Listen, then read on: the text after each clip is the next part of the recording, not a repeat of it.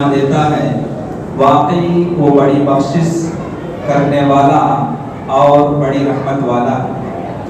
محترم سامعین و سامعات، بنی آدم کی صفت کیریکٹر یہ ہے کہ آدم و حوا کی اولاد گناہ ضرور کرتی، برائی کا کام، نافرمانی کا کام ضرور کرتی۔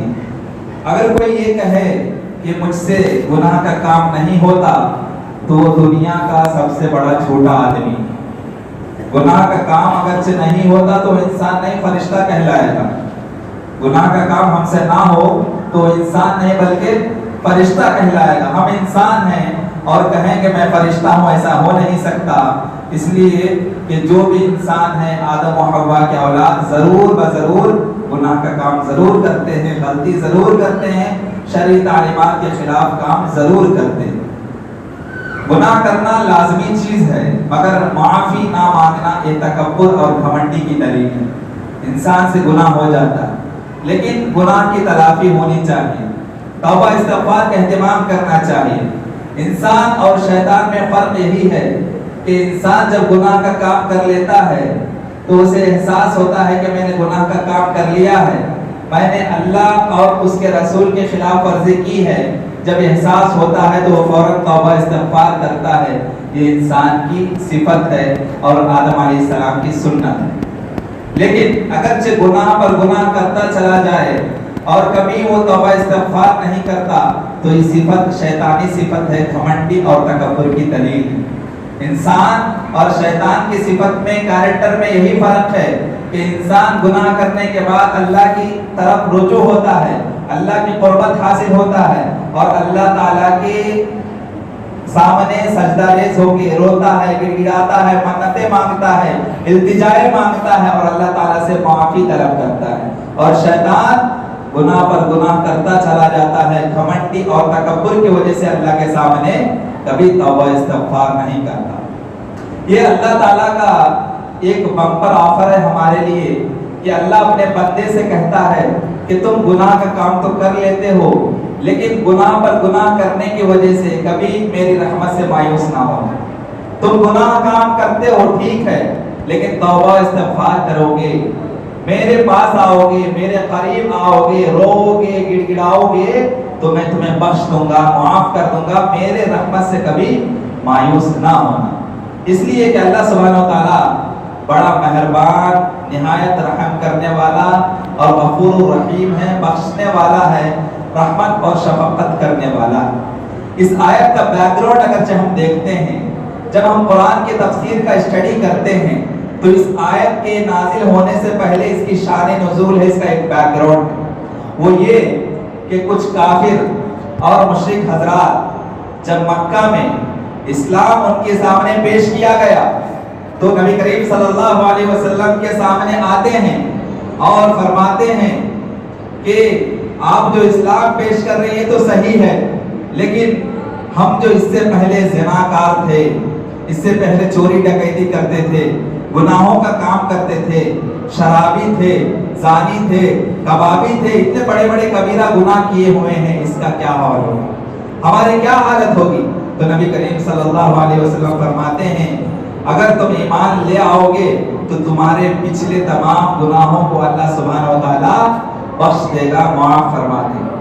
یہ ہوا نو مسلم کی حالت، جو مہاجر ہوتے ہیں، جو مجاہدین ہوتے ہیں، جو اپنے گھر بار، مال، اولاد سب کچھ چھوڑ کے دین کے خاطر اسلام قبول کرتے ہیں۔ جب ان کو یہ اندیشہ پیدا ہوتا ہے، فکر ہوتی ہے کہ پچھلے میرے گناہوں کا کیا حال ہوگا، کہیں اللہ سبحانہ و تعالیٰ کل قیامت میں میری پکڑ نہ کر دے، جب یہ خیال، یہ وسوسہ ان کے دلوں میں آتا ہے تو اللہ تعالیٰ ان کو جو ہے اپنی رحمت بتانا چاہتا ہے کہ تم اسلام قبول کر لو گے تو پچھلے تمام گناہ تمہارے معاف کر دیے جائیں گے۔ یہی مومنین کی حالت بھی اسی طریقے سے ہے، اگرچہ ہم مومنین بندے، ہم گنہگار بندے جب گناہ پر گناہ کرتے جاتے ہیں، کبیرہ گناہ میں ملوث ہو جاتی ہیں، پوری زندگی اگرچہ ہم دیکھیں کہ ہم گناہ میں ملوث ہوتی ہیں، گناہوں کا انبار ہمارے سامنے ہے، ہمیں کبھی اللہ سبحانہ و تعالیٰ کے رحمت سے، شفقت سے، محبت سے، مہربانی سے مایوس نہیں ہونا چاہیے۔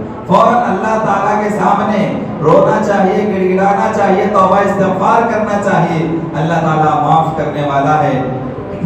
اسی طریقے سے آپ دیکھیں گے کہ اللہ سبحانہ و تعالیٰ سورہ اعراف آیت نمبر 156 میں فرماتا ہے وَرَحْمَتِي وَسِعَتْ كُلَّ شَيْءٍ، یعنی تمام جتنے بھی نعمتیں ہیں، تمام نعمتیں جو بھی میں دیتا ہوں، تمام نعمتوں پر میرا رحمت بھی ہے، اور جتنے بھی تمام چیزیں ہیں ہر چیز میں میری رحمت شامل ہے، ہر چیز میں میری رحمت، میری شفقت، میری محبت، میری مہربانی شامل ہے۔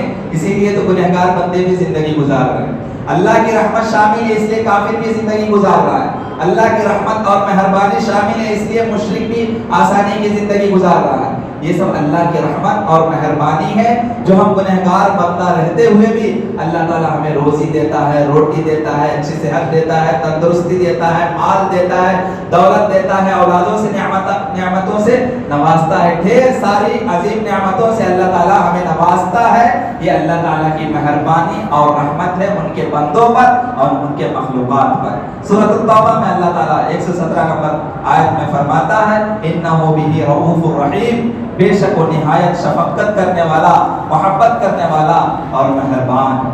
احادیث میں اگرچہ ہم دیکھتے ہیں کہ اللہ تعالیٰ کی رحمت کیا ہے، اللہ تعالیٰ کی رحمت کی وسعت کیا ہے، تو ہم دیکھیں گے ابو ہریرہ رضی اللہ عنہ کی حدیث ہے، صحیح مسلم کی حدیث ہے، حدیث نمبر 6908، نبی کریم صلی اللہ علیہ وسلم فرماتے ہیں کہ اللہ کے لیے 100 رحمتیں ہیں، اللہ کے لیے 100 رحمتیں ہیں، ان میں سے ایک رحمت دنیا میں نازل فرمائی۔ اللہ تعالیٰ کی 100 رحمتیں ہیں، ان میں سے اللہ تعالیٰ نے صرف ایک رحمت دنیا میں نازل فرمائی ہے، جس کے ساتھ رحم و نرمی کی جاتی ہے۔ اللہ کے 99 رحمتیں اپنے لیے لے رکھی ہے، اس کو اللہ تعالیٰ نے اسٹاک میں رکھا ہے، اور یہ 99% جو رحمت ہے اللہ سبحانہ و تعالیٰ کل قیامت میں اپنے بندوں پر مہربانی کرے گا، اپنے بندوں پر اپنی رحمتیں نازل کرے گا کل قیامت میں۔ قیامت کے لیے 99% رحمتوں کو اللہ تعالیٰ نے اپنے پاس سٹور کر کے رکھا ہے، صرف 1% رحمت دنیا میں نازل کیا ہوا ہے، اسی 1% رحمت جو ہے، اسی رحمت کی وجہ سے جانور بھی اچھی طرح سے زندگی گزار رہے ہیں، چوپائے بھی اچھی طریقے سے زندگی گزار رہے ہیں، گنہگار بھی زندگی گزار رہے ہیں، نافرمان بھی زندگی گزار رہے ہیں، کافر بھی زندگی گزار رہے ہیں، مشرک بھی زندگی گزار رہے ہیں، یعنی ہر کسی پر اللہ سبحانہ و تعالیٰ کی رحمت کا سایہ ہے۔ اللہ تعالیٰ بڑا مہربان اور نہایت رحم کرنے والا ہے، اللہ تعالیٰ کی رحمت سے کبھی بندے کو مایوس نہیں ہونا چاہیے۔ اور ایک دلیل عمر رضی اللہ عنہ فرماتے ہیں، صحیح بخاری کی حدیث ہے، حدیث نمبر 5653، صحیح مسلم کی حدیث ہے، حدیث نمبر 69121 میں عمر رضی اللہ عنہ فرماتے ہیں کہ ہم لوگ ایک جگہ جمع تھے، رسول اللہ صلی اللہ علیہ وسلم کے پاس کچھ قیدیوں کو پکڑ کے لایا گیا، کچھ قیدیوں کو بندک بنا کے لایا گیا، کچھ قیدیوں کو نبی کریم صلی اللہ علیہ وسلم کے پاس پکڑ کر لایا گیا، اور ان قیدیوں میں سے ایک عورت تھی، قیدیوں میں ایک عورت بھی تھی، وہ عورت کچھ تلاش کر رہی تھی۔ قیدیوں کی جو بھیڑ تھی، جو مجمع تھا، ان کو پکڑ کے نبی کریم صلی اللہ علیہ وسلم کے سامنے لایا گیا تھا، اور صحابہ کا مجمع بھی مجلس بیٹھی ہوئی تھی، ان قیدیوں میں ایک عورت بھی تھی، اور وہ عورت کچھ تلاش کر رہی تھی۔ دیکھا جاتا ہے کہ وہ عورت اپنے بچے کو تلاش کر رہی تھی، جب اپنے بچے کو تلاش کر رہی تھی ان قیدیوں کے بھیڑ میں، جب بچہ مل جاتا ہے تو وہ عورت اپنے گلے سے، سینے سے، چھاتی سے چمٹا لیتی ہے اور اس کو دودھ پلانا شروع کر دیتی ہے۔ نبی کریم صلی اللہ علیہ وسلم صحابہ سے عرض کرتے ہیں، سوال کرتے ہیں کہ کیا یہ عورت اپنے بیٹے کو آگ میں ڈالنا پسند کرے گی؟ صحابہ نے جواب دیا، ہرگز نہیں۔ یہ ماں کی ممتا کبھی تصور نہیں کر سکتی کہ میرے آنکھ کے سامنے میرا بیٹا جو ہے آگ میں جلے، ماں کبھی نہیں پسند کرے گی۔ نبی کریم صلی اللہ علیہ وسلم نے فرمایا کہ تمہارے خیال میں جو یہ عورت بیٹے کو اپنے آگ میں ڈال سکتی ہے کیا؟ تو صحابہ نے عرض کیا، ہرگز نہیں، وہ اس بات پر قادر ہے کہ وہ اس کو آگ میں نہیں ڈالے گی۔ نبی کریم صلی اللہ علیہ وسلم نے فرمایا، اللہ اپنے بندوں کے ساتھ اس عورت کے اپنے بیٹے سے جو محبت کر رہی ہے، اپنے بندوں پہ، اپنے بیٹے پہ جو رحمت کر رہی ہے، اپنے بیٹے کو جو محبت اور شفقت دکھا رہی ہے، مہربان ہو رہی ہے، اس سے کہیں زیادہ گنا اللہ سبحانہ و تعالیٰ اپنے بندوں پر اپنے رحمت کو اور شفقت کو، محبت کو نچھاور کرتا ہے۔ تو کیسے اللہ سبحانہ و تعالیٰ اللہ اپنے آنکھ کے سامنے اپنے بندوں کو جہنم میں ڈالے گا؟ اللہ تعالیٰ خوشی سے کسی بندے کو جہنم میں نہیں ڈالتا ہے، بلکہ بار بار اس بندے کو تاکید کی جاتی ہے۔ جب بندوں میں، جب معاشرے میں آپ دیکھیں گے، معاشرے میں جب برائی پھیلتی ہے تو اللہ سبحانہ و تعالیٰ، جب معاشرے میں نافرمانی پھیلتی ہے، جب معاشرے میں شرک پھیلتا ہے، جب معاشرے میں جب جس زمانے میں کفر پھیلتا گیا، اللہ سبحانہ و تعالیٰ لوگوں کو صراط مستقیم پر لانے کے لیے رسولوں کو نازل کیا، انبیاء کو نازل کیا، نبوت بخشا، اسی طریقے سے رسالت بخشا۔ اتنا ہی نہیں بلکہ لوگوں کی گائیڈنس کے لیے، صراط مستقیم پر لوگوں کو لانے کے لیے، گمراہی کے راستے سے صراط مستقیم ہدایت کے راستے پر لانے کے لیے رسولوں کو بھی بھیجا، اور ساتھ میں ان کے گائیڈنس کے لیے کیا کیا؟ ہدایت کے لیے کتابیں بھی نازل کیا۔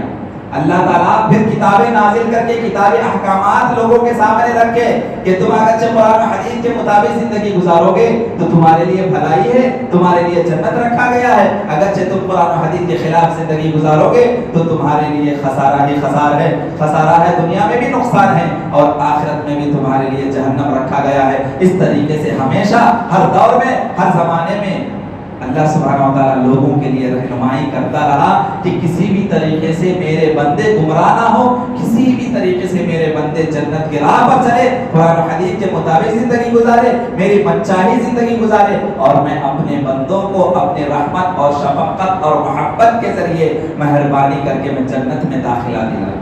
اللہ کبھی یہ پسند نہیں کرتا جس طریقے سے ایک ماں اپنے بیٹے کو اپنے آنکھ کے سامنے آگ میں ڈالنا پسند نہیں کرے گی، اس سے کہیں زیادہ جس طریقے سے ماں اپنے بیٹے کو محبت کرتی ہے، اپنی محبت، اپنی شفقت، اپنے رحمت بیٹے پر نچھاور کرتی ہے، اس سے کہیں زیادہ گناہ اللہ سبحانہ و تعالیٰ اپنے بندے سے محبت کرتا ہے۔ وہ کیسے اپنے آنکھ کے سامنے اپنے بندے کو جہنم میں ڈالنا پسند کرے گا؟ یہ تو ہم اپنے گنہگار بندے ہیں کہ اللہ تعالیٰ کے تعلیمات کے خلاف زندگی گزارتے ہیں، تو اللہ مجبور ہو کے ہمیں ہماری غلطیوں اور ہمارے گناہوں کی سزا کاٹنے کے لیے جہنم تیار کر رکھا۔ اللہ نہ کبھی چاہتا نہیں، نعوذ باللہ من ذالک، کہ لوگ جو ہے جہنم میں جائیں۔ یہ تو ہم خود گنہگار بندے ہیں، اپنے ہاتھ سے، اپنے کرتوتوں کی وجہ سے، اپنے گناہوں کی وجہ سے جہنم کے راستے پر چلتے ہیں۔ سبحان اللہ! دیکھیے اللہ کی رحمت سے کبھی بندے کو مایوس نہیں ہونا چاہیے۔ اسی طریقے سے اللہ سبحانہ و تعالیٰ سورہ ہود آیت نمبر 3 میں فرماتا ہے استغفروا ربکم وثم توبوا الیہ، کہ تب جب تم گناہ کا کام کر لیتے ہو، کوئی برائی کا کام کر لیتے ہو، شرعی تعلیمات کے خلاف کوئی کام کر لیتے ہو، قرآن و حدیث کے اپوزٹ کوئی کام کر لیتے ہو، تو فوراً استغفار کرو، فوراً معافی طلب کرو، فوراً بخشش طلب کرو، فوراً میرے پاس آؤ، رو گڑ گڑاؤ اور مجھ سے معافی مانگو، ثم توبوا الیہ، اور اس کے معافی مانگنے کے بعد اللہ کی طرف رجوع ہو جاؤ، اللہ کے قریب ہو جاؤ، اور پھر سے قرآن و حدیث کے مطابق زندگی گزارنے لگو۔ اس کے بعد اللہ سبحانہ و تعالیٰ سورہ تحریم سورہ نمبر 66 آیت نمبر 8 میں فرماتا ہے یا ایھا الذین آمنوا توبوا الی اللہ توبۃ نصوحا، کہ اے ایمان والو تم اللہ سے توبہ طلب کرو، اللہ کے قریب ہو جاؤ، قرآن و حدیث کے مطابق زندگی گزارو، گناہوں کو چھوڑ دو، اور کیسی توبہ کرنا ہے؟ خالص توبہ، سچی توبہ۔ اس کے بعد اور ایک حدیث میں، مسلم شریف کی حدیث ہے، عمر بن یسار المزنی رضی اللہ عنہ فرماتے ہیں نبی کریم صلی اللہ علیہ وسلم نے فرمایا یا ایھا الناس توبوا الی اللہ واستغفروہ فإنی اتوب فی اليوم 100 مرہ، کہ اے لوگوں تم اللہ کے قریب ہو جاؤ، جب گناہ کا کام کر لیتے ہو، جب تم خطاکار بندے بن جاتے ہو، جب تم گناہگار بندے بن جاتے ہو، جب برائی کا کام کر لیتے ہو، جب شریعت کے خلاف کوئی کام کر لیتے ہو، جب قرآن و حدیث کے خلاف کوئی کام کر لیتے ہو، تو اللہ کے قریب ہو جاؤ، اللہ کے سامنے سجدہ ریز ہو جاؤ، اللہ کو منا لو، اللہ تم سے ناراض ہے، واستغفروہ، اور ان سے استغفار طلب کرو، استغفار کرو، توبہ استغفار کرو، اللہ تعالیٰ سے بخشش مانگو، اللہ تعالیٰ سے معافی مانگو، فإنی اتوب فی اليوم 100 مرہ، یقیناً میں روزانہ 100 مرتبہ توبہ استغفار کرتا ہوں۔ اس حدیث میں اصل جو غور کرنے کی چیز ہے وہ یہ کہ نبی کریم صلی اللہ علیہ وسلم سے جان بوجھ کے کوئی غلطی نہیں ہوتی تھی. جان بوجھ کے نبی کریم صلی اللہ علیہ وسلم معصوم عن الخطا تھے, خطاؤں سے پاک تھے, کوئی غلطی نہیں ہوتی تھی اور غلطی کرتے بھی نہیں تھے, برائی کا کام کرتے بھی نہیں تھے. پھر بھی روزانہ نبی کریم صلی اللہ علیہ وسلم فرماتے ہیں کہ میں روزانہ 100 مرتبہ توبہ استغفار کرتا ہوں. ہم گنہگار بندے, ہم پاپی بندے, ہم سیاہکار بندے روزانہ سینکڑوں ہم روزانہ صرف 24 آورز میں ایک دن کا آپ ڈاٹا کلیکٹ کر لے اپنے زندگی کا, روزانہ کتنے گناہ کا کام کر لیتے ہیں. وہ بھی چھوٹا گناہ نہیں, صغیرہ گناہ نہیں, کبیرہ بھی گناہ بے شمار کرتے ہیں, لیکن کبھی توبہ استغفار کرنے کی توفیق ہمیں حاصل نہیں ہوتی. کبھی ہم سوچتے نہیں ہیں کہ اللہ کے سامنے سجدہ ریز ہو کے اللہ تعالیٰ سے معافی طلب کروں, بخشش طلب کروں. اللہ تو کہتا ہے کہ میں غفور الرحیم ہوں, معاف کرنے والا ہوں, بخشنے والا ہوں, تم پہ محبت نچھاور کرنے والا ہوں, میں تم سے محبت کرتا ہوں, میں تمہیں معاف کر دوں گا. لیکن ہم بندے, گنہگار بندے, پاپی بندے, سیاہکار بندے سر سے پاؤں تک کبیرہ گناہوں میں ڈوبے ہوئے ہیں, لیکن کبھی احساس نہیں ہوتا ہمیں کہ میں گناہ کا کام بھی کر رہا ہوں. کبھی توبہ استغفار کا اہتمام نہیں کرتے. نماز ہوتی ہے فوراً ہمیں دنیا کی فکر ہے, دکان بند کر کے آیا ہوں فوراً شٹر اوپن کرنے کے لیے, یہ فکر ہوتی ہے. لیکن میں آج اتنے دن میں کتنے بار جھوٹ بولا ہوں, کتنے لوگوں کی غیبت کھائی ہے, کتنے لوگوں کی چغلخوری کی ہے, کتنے لوگوں کو بزنس میں فراڈنگ کیا ہے میں نے, کتنے لوگوں کو دھوکہ دیا ہے, کتنی چیٹنگ کی ہے آج, کتنی گیمبلنگ کی ہے آج, کتنے لوگوں کے رشتہ داری کو میں نے توڑا ہے, کتنے لوگوں کے حقوق کو میں نے چھینا ہے. اس کی کوئی فکر نہیں ہوتی. غور و فکر کرنے کی ضرورت ہے. ہم کس راستے پر جا رہے ہیں, کس ڈگر پہ جا رہے ہیں. ہم گناہ کرتے ہوئے بھی گناہ کا احساس نہیں ہے. کتنا ہمارا دل مردہ ہو چکا ہے, ہمارا دل اتنا سیاہ, اتنا مردہ ہو چکا ہے کہ ہم کبیرہ گناہ کرتے ہوئے بھی احساس نہیں ہو رہا ہے کہ میں گناہ کا کام کر رہا ہوں. بآسانی فون پہ بیٹھے بیٹھے گھر میں رہتا ہوں, لیکن کسی کا قرض لیا ہوا ہوں, بندہ فون کرتا ہے فوراً دھڑیل سے میں بول دیتا ہوں میں ہاسپٹل میں. جھوٹ کبیرہ گناہ ہے, لیکن آسانی سے جب فون آ گیا, فون سے بہت ساری برائیاں جنم لی, بہت ساری برائیاں, کبیرہ گناہ آسان ہو گیا فون پہ. غیبت کرنا آسان ہو گیا فون سے, جھوٹ بولنا آسان ہو گیا فون سے. پہلے جو آمنے سامنے ملاقات ہوتی تھی جھوٹ بولتے تھے, غیبت کرتے تھے. اب جو ہے دور امریکہ میں بیٹھا ہوا آدمی انڈیا میں بیٹھے ہوئے آدمی سے فون کے ذریعے, ٹیلی کمیونیکیشن کے ذریعے, یہ جو میڈیا, سوشل میڈیا آگے بڑھتا گیا, سوشل میڈیا کی جتنی اچھائیاں ہیں اس سے کہیں زیادہ برائیاں. اس میں سے ایک برائی یہ ہے کہ ہم نہ چاہتے ہوئے بھی, ہم جان بوجھ کر بھی جھوٹ بھی بولتے ہیں, کبیرہ گناہ غیبت بھی کرتے ہیں, چغلخوری بھی کرتے ہیں, کسی کی عزت کو بھی اچھالتے ہیں. فون پہ سب کچھ کبیرہ گناہ ہو رہا ہے, اور فون رکھتے ہی اور نماز کے لیے بھی آتے ہیں, نماز ادا بھی کر لیتے ہیں. لیکن ہماری ایسی نماز ہے جو ہمیں کبیرہ گناہ سے نہیں روک رہی. ہم کیسے نمازی ہیں, ہم کیسے نمازی ہیں, ہماری نماز کیسی ہے کہ ہمیں گناہوں سے روک نہیں رہی. ان الصلاۃ تنہی عن الفحشاء والمنکر والبغی, یہ نماز ایسی چیز ہے جو بندے کو ہر برائی کے راستے سے روکتی ہے. برائی کا راستہ, برائی نہیں, برائی کے راستے ہی سے روک دیتی ہے, بریک لگا دیتی ہے نماز.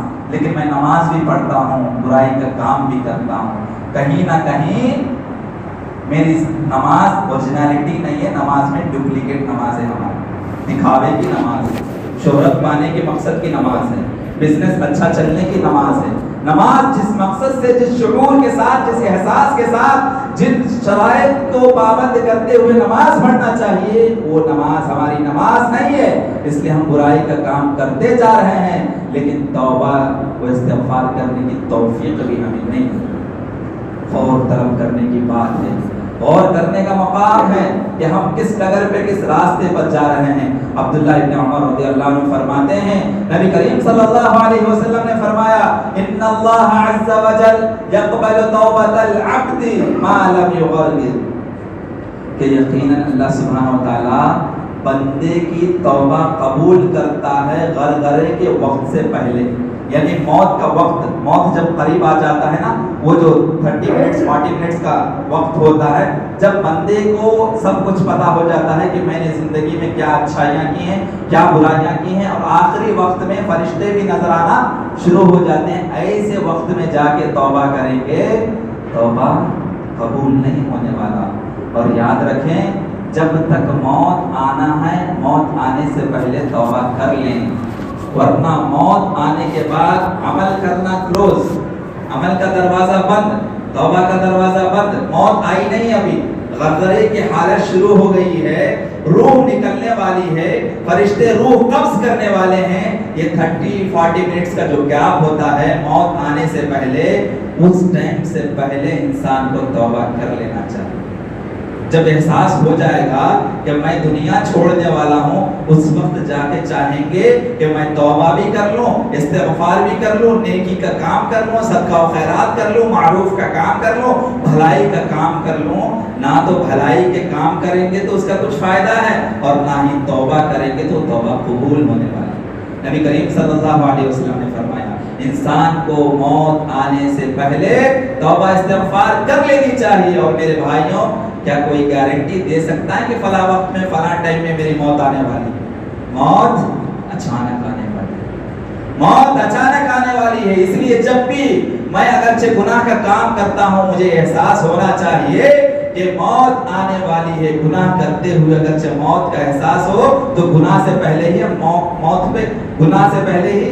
سے پہلے ہم گناہ پہ بریک لگا دیں۔ اگرچہ احساس ہو کہ موت ہے، قبر ہے، قبر کے اندر برزخ کی زندگی ہے، اللہ تعالیٰ قبر میں اللہ کے فرشتے سوالات کرنے والے ہیں، قبر کے بعد والی ایک اور زندگی ہے، قیامت کی زندگی ہے، آخرت کی زندگی ہے، قیامت میں فیصلے آنے والے ہیں۔ جب آخرت پر جتنا ایمان ہوگا، آخرت کے دن پر جتنا ایمان، ٹھوس ایمان پختگی کے ساتھ آپ کا عقیدہ ہوگا، اتنے ہی آپ برائی سے دور رہیں گے۔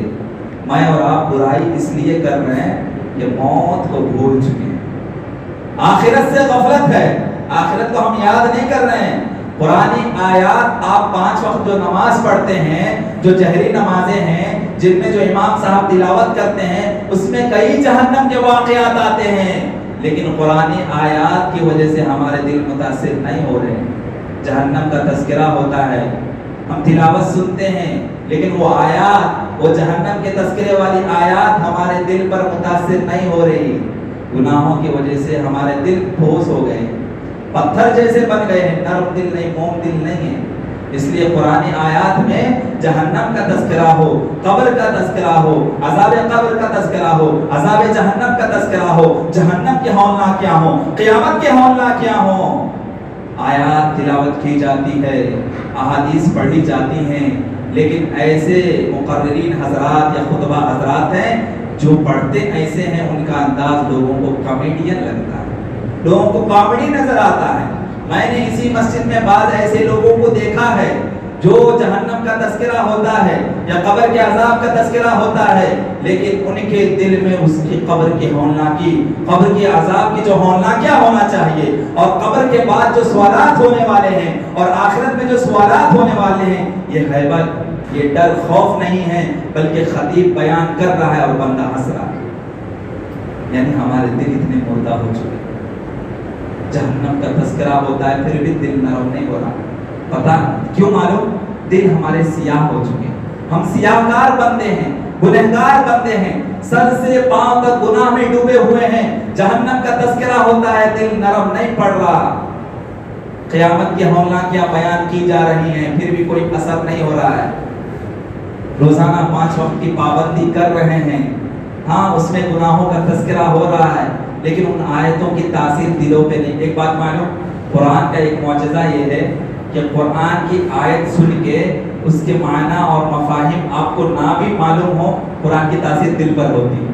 غیر مسلم عربی نہیں جانتے، غیر مسلم عربی نہیں جانتے ہیں، لیکن بعض غیر مسلمین جب وہ اسلام قبول کرتے ہیں اور ان کے مشرف اسلام ہونے کا واقعہ جب آپ ان سے پوچھتے ہیں، وہ بولیں گے کہ میں سفر کر رہا تھا، اچانک جو ہے کسی امام کی تلاوت کی آواز سنی، میرے کان سے وہ آواز ٹکرائی، وہ آیت پڑھ رہے تھے اور میرا دل نرم ہوا اور میں اسلام سے قریب ہو گیا۔ آج ہم نام نہاد مسلمان ہیں، 5 वक्त नमाज पढ़ने वाले मुसलमान हैं, लेकिन आयतों का असर हमारे दिलों पे नहीं हो रहा। रोजाना सैकड़ों हम गुनाह का काम कर रहे हैं, तौबा इस्तिग़फ़ार की तौफीक नसीब नहीं हो रही। कैसे मुसलमान हैं? गुनाह करके भी अल्लाह सुब्हानहू व तआला तौबा मांगने की, इस्तिग़फ़ार की तौफीक हमें नहीं दे रहा है। और समझ लीजिए अल्लाह ताला तौबा इस्तिग़फ़ार की तौफीक छीन लिया है, इसका मतलब है जहन्नम यकीन है। वही हुआ ना, मौत से पहले अगर तौबा इस्तिग़फ़ार की तौफीक मुझे और आपको ना मिले, इसका मतलब है कि जहन्नम का मजा हमें चखना है, जहन्नम के अज़ाब हमारे लिए तैयार है। इसलिए मेरे भाइयों, मौत आने से पहले गुनाह करें या ना करें, क्योंकि नबी करीम सल्लल्लाहु अलैहि वसल्लम हदीस की दलील है, नबी करीम सल्लल्लाहु अलैहि वसल्लम गुनाह नहीं करते थे, फिर भी रोजाना 100 मरतबा तौबा इस्तिग़फ़ार करते थे। कम से कम आपको लंबी चौड़ी दुआ नहीं आती है, बड़ी बड़ी दुआएं नहीं आती हैं, कम से कम अस्तग़फ़िरुल्लाह अस्तग़फ़िरुल्लाह इतना तो इत्तिमाम करें, कम से कम अस्तग़फ़िरुल्लाह तो इत्तिमाम करें। अस्तग़फ़िरुल्लाह का मतलब होता है, ऐ अल्लाह मैं तुझसे मेरे गुनाहों की माफ़ी चाहता हूँ, ऐ अल्लाह तो मुझे माफ कर दे। और ये रात, लैलतुल क़द्र वाली रात, शब क़द्र वाली रात, जो अल्लाह के नबी ने हमें मसनून दुआ सिखाई है, अल्लाहुम्मा इन्नका अफ़ुव्वुन तुहिब्बुल अफ़्वा फ़अफ़ु अन्नी, ये दुआ किस लिए है? हमारी माफ़ी, हमारी बख्शिश तलब करने के लिए, मग़फ़िरत तलब कर रहे हैं अल्लाह से। अल्लाह के सामने हम कह रहे हैं, अल्लाह ताला तू माफ करने वाला है, माफी को पसंद करता है, मैं गुनहगार बंदा हूँ, मुझे माफ कर दे। हम इस रात में कुछ करें ना करें, इस दुआ का इंतजाम जरूर करना चाहिए। अगर अल्लाह ताला इस रात में भी मुझे और आपको इस दुआ के पढ़ने की तौफीक नहीं दे रहा है, समझ लीजिए हम कितने गुनहगार हैं। इस रात में भी अगर इस दुआ का एहतमाम मैं और आप नहीं कर रहे हैं, तो समझ लीजिए मैं कितना बड़ा गुनहगार बंदा हूँ कि अल्लाह ताला ऐसे जलील, ऐसे लैलतुल क़द्र वाली रात, शब क़द्र वाली रात भी अल्लाह सुब्हानहू व तआला हमें इस दुआ अपनी ज़बान से निकालने की तौफीक छीन ली है। भाइयों, सुधरने की ज़रूरत है, अल्लाह की तरफ आने की ज़रूरत है, कुरान और हदीस की तालीमात को फिर से अपनाने की ज़रूरत है। यही तो वो रात है जो हम 11 महीना जो हम गुनाह का काम करते हैं, बुराई का काम करते हैं, शरीयत के खिलाफ काम करते हैं, अल्लाह के सामने रोना, गिड़गिड़ाना और अल्लाह को मनाने वाली रात है ये। हम अल्लाह को मना ले, अल्लाह ताला तू ही माफ करने वाला है, तेरे सिवा कोई मुझे माफ नहीं करेगा। जिस तरीके से आदम अलैहिस्सलाम को गुनाह नाफरमानी का एहसास हो गया था, जब उन्होंने शैतानी वसवसे में आके गलती का काम कर लिया था, गुनाह का काम कर लिया था, उन्होंने फौरन एहसास किया कि मैंने गुनाह का काम कर लिया है। रब्बना ज़लमना अनफुसना व इन लम तग़फिर लना व तरहमना लनकूनन्ना मिनल खासिरीन। ऐ मेरे परवरदिगार, मैंने अपने नफ्स पर जुल्म कर लिया है, मैंने गुनाह का काम कर लिया है। हम भी कहे कि ऐ मेरे परवरदिगार, मैं साल के 11 महीने पूरी जिंदगी सरतापा गुनाहों में डूबा हुआ हूँ, सियाहकार बंदा हूँ, गुनहगार बंदा हूँ, अगर तू माफ नहीं करेगा तो मैं खसारा उठाने वालों में से हूँ।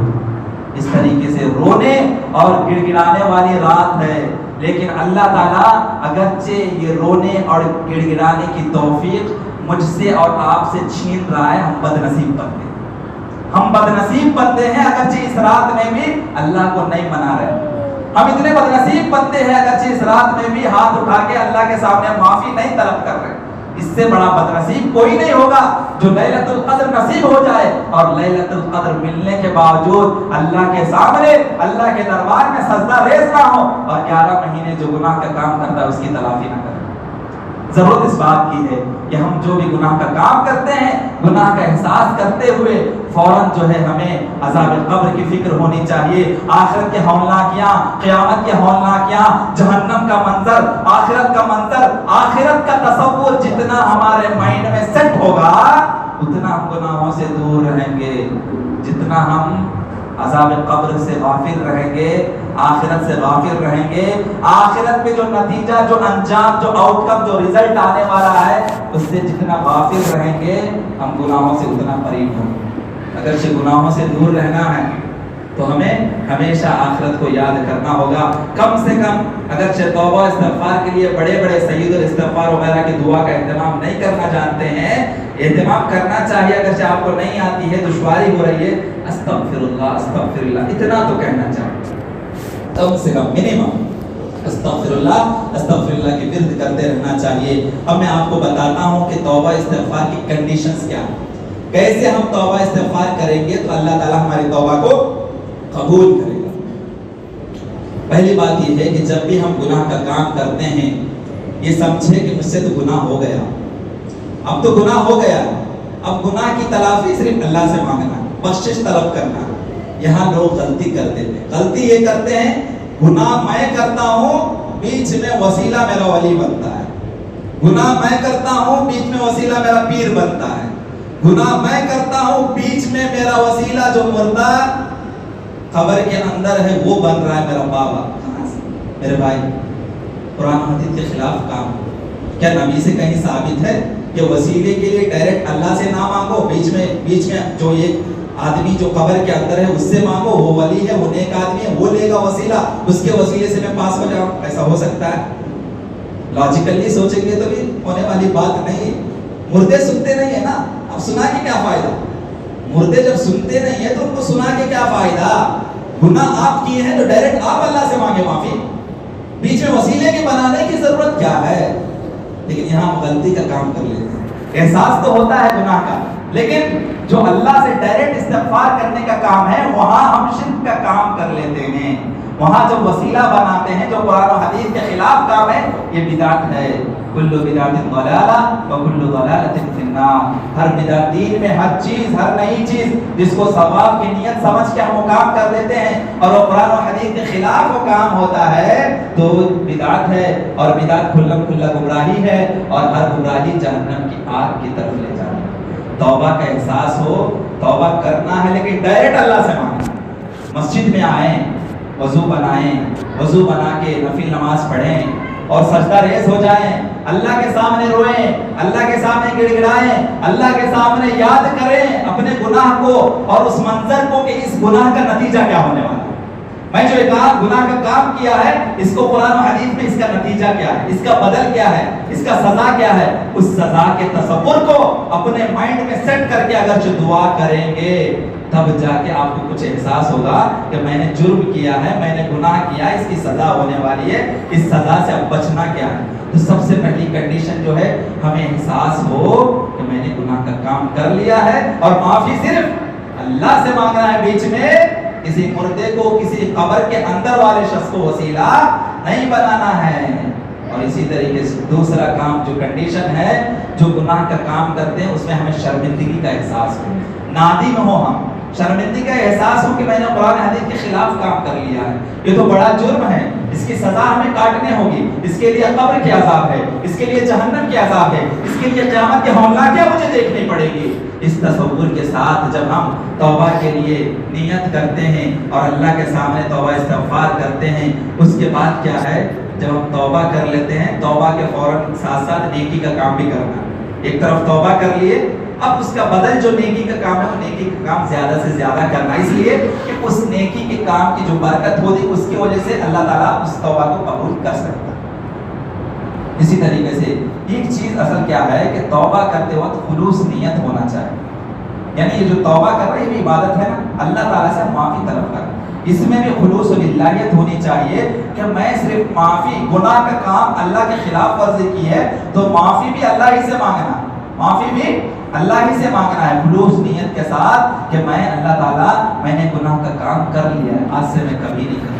یہ بھی کنڈیشن ہے کہ آپ شرمندگی احساس کرنے کے بعد اپنے دل میں یہ پختہ ارادہ کر لیں کہ میں مرتے دم تک, روح نکلنے تک یہ کام پھر میری زندگی میں دوبارہ نہیں کروں گا. توبہ بھی کر رہے ہیں, صبح کو توبہ کیے ظہر کی نماز میں آ کے اور دیکھتے ہیں اثر میں وہی گناہ کا کام کر رہا ہے, ایسا نہیں ہوگا. سمجھ رہے ہیں, ظہر میں توبہ کر لیے ہیں, ایک بار تو ہاتھ اٹھا لیے اور رو لیے, گڑ گڑا لیے اور سمجھ لیے خلاص اللہ تعالیٰ نے مجھے معاف کر دیا, اثر میں جا کے وہی گناہ کا کام کرنا, ایسا نہیں. توبہ کی قبولیت کی شرط یہ ہے کہ آپ جب توبہ استغفار کرتے ہیں دل میں یہ پختہ ارادہ کر لے کہ مرتے دم تک یہ گناہ پھر دوبارہ میری زندگی میں کبھی نہیں کروں گا. اگرچہ پھر کر رہے ہیں، پھر چھوڑ رہے ہیں، پھر کر رہے ہیں، پھر توبہ استغفار کر رہے ہیں، پھر کام کر رہے ہیں، ایسا نہیں ہونے والا.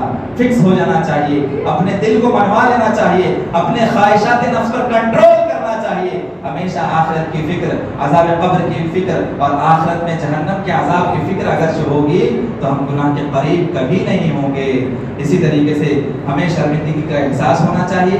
اللہ تعالیٰ سے جب معافی طلب کریں گے خلوص نیت کے ساتھ، اور جب یہ ارادہ کر لیں گے پختہ ارادہ، یعنی ٹھوس مضبوط ارادہ کر لیں گے کہ میری زندگی میں آئندہ کبھی نہیں کروں گا.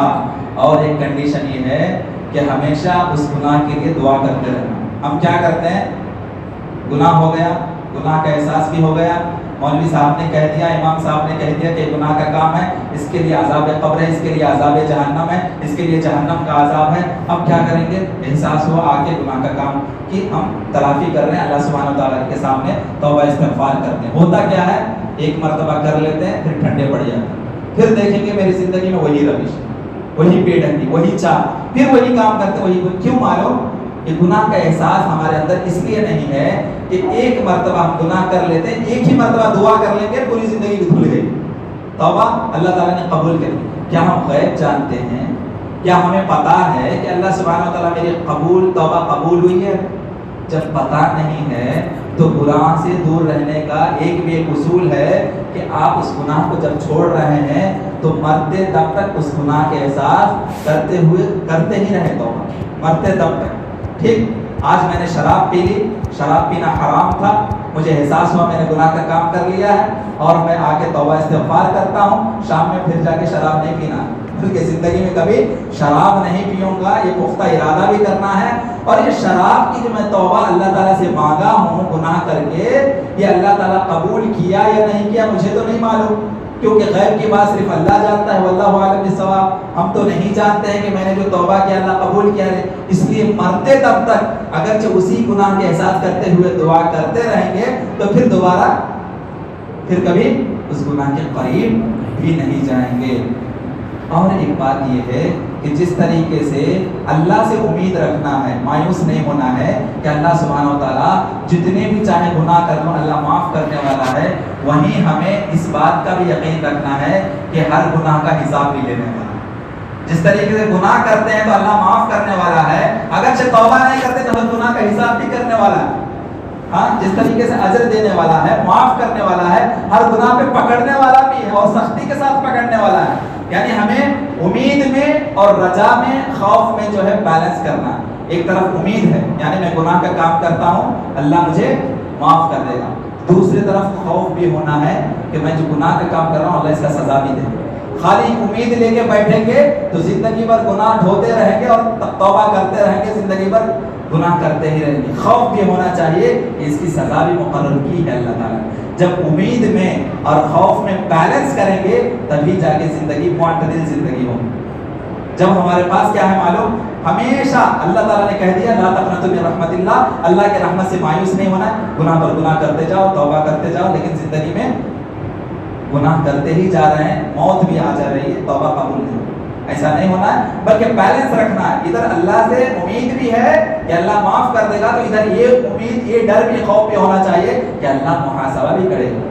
اللہ تعالیٰ کل قیامت میں پوچھنے والا ہے، پوری زندگی کا محاسبہ کرنے والا ہے، ہر پل ہر سیکنڈ کا میرا جائزہ لینے والا ہے. وہاں میں کیا جواب دوں گا اس کا احساس بھی. ایک طرف امید بھی ہے، رحمت کی امید، تو ایک طرف اللہ سبحانہ و تعالیٰ سے جو عذاب ہے اس کی گرفت کی، اس کی پکڑ کی، خوف اور ڈر بھی ہمارے اندر ہونا چاہیے. تبھی جا کے بیلنس ہوگی ہماری زندگی. اللہ سبحانہ و تعالیٰ سورہ ہجر آیت نمبر 49 اور 50 میں فرماتا ہے کہ نبی عبادی انی انا الغفور الرحیم وان عذابی هو العذاب الالیم، کہ میرے بندے اگرچہ گناہ کا کام کرتے ہیں تو میں بخشنے والا، بڑا مہربان ہوں، رحم کر دوں گا، معاف کر دوں گا. وَأَنَّ عَذَابِي، اگرچہ وہ مغفرت طلب نہیں کرتے ہیں، توبہ نہیں کرتے ہیں، بار بار وہی گناہ کرتے جاتے ہیں، تو میرا عذاب بھی سخت ہے، دردناک عذاب ہے، میں عذاب دینے والا بھی ہوں. جہاں اللہ تعالیٰ معاف کرنے والا ہے وہاں عذاب بھی دینے والا ہے. اسی طریقے سے ہمیں اور آپ کو یہ جو میں نے ابھی تراویح کا جو درس آپ لوگوں کے سامنے پیش کیا ہے، خلاصہ کلام یہ ہے کہ میں اور آپ کوئی اس بات کے لیے دلیل نہیں پیش کر سکتے کہ میری زندگی میں گناہ کا کام نہیں ہوتا. میں بھی خطا کار ہوں، آپ بھی خطا کار ہیں. تمام بنی نوع آدم یعنی آدم اور حوا کی اولاد ہر کوئی خطا کار ہے. لیکن خطا کار یعنی گناہ کا کام کرنے کے بعد انسانی صفت یہ ہے کہ گناہ کا احساس کرتے ہوئے اللہ کے سامنے روئیں، گڑ گڑائیں، مغفرت طلب کرے، بخشش طلب کرے.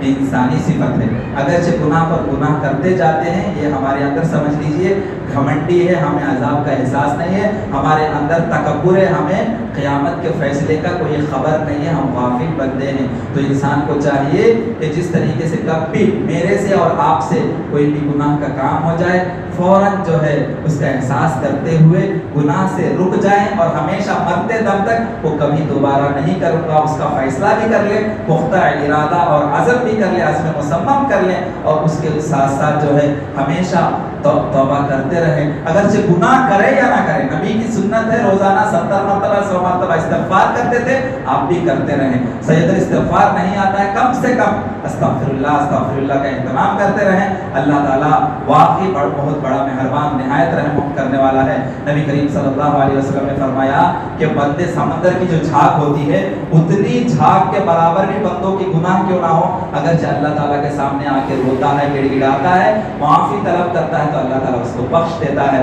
تو اللہ کی رحمت کی بہت وسعت ہے.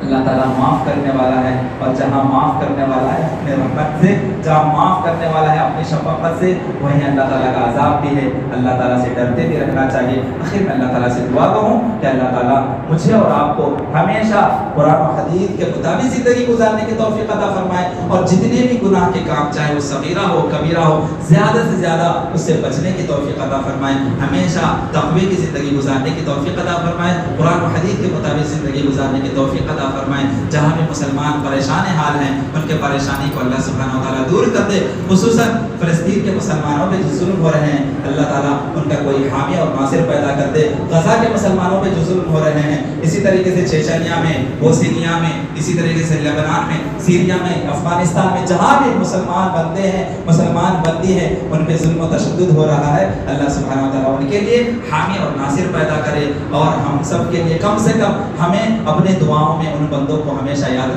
رکھنے کی توفیق دے. یہ جو رات ہے یہ لیلۃ القدر کی رات ہے، انفرادی عبادت زیادہ سے زیادہ کرنے کی رات ہے. نوافل کا اہتمام کریں، اور اسی طریقے سے قرآن کی تلاوت کا اہتمام کریں، دعا و استغفار کا اہتمام کریں. اللہ کے سامنے سجدہ ریز ہو جائے، روئیں، گڑ گڑائیں، اللہ تعالیٰ کو منوا لیں کہ میں نے 11 مہینے یا پوری زندگی میں جو گناہ کا کام کیا ہے، اللہ تعالیٰ تو ہی بخشنے والا ہے، مجھے بخش دے. اللہ تعالیٰ کی جو صفت ہے غفور الرحیم، اللہ تعالیٰ مہربان بھی ہے اور بخشنے والا بھی ہے. اس صفت کے ذریعے اللہ سے دعا مانگے کہ اللہ تعالیٰ میں گنہگار بنتا ہوں، میں سیاہ کار بنتا ہوں، تو غفور الرحیم ہے، تو مجھے بخش دے. تو مجھے نہیں بخشے گا تو کل قیامت میں ذلیل و رسوا و خسارہ اٹھانے والوں میں سے ہو جاؤں گا. اس طریقے سے اللہ کی جو صفت ہے اس وسیلے سے صفت کے وسیلے سے ہم دعا کریں گے تو اللہ تعالیٰ ضرور ہماری دعا کو قبول کرے گا. آخر میں اللہ تعالیٰ سے دعا کروں کہ ہمارے زیادہ سے زیادہ ان راتوں میں ہمیں عبادتوں میں مشغول رہنے کی توفیق دے، دنیا کے باتوں سے گریز رہنے کی توفیق دے. باخر دعوانا الحمدللہ رب العالمین.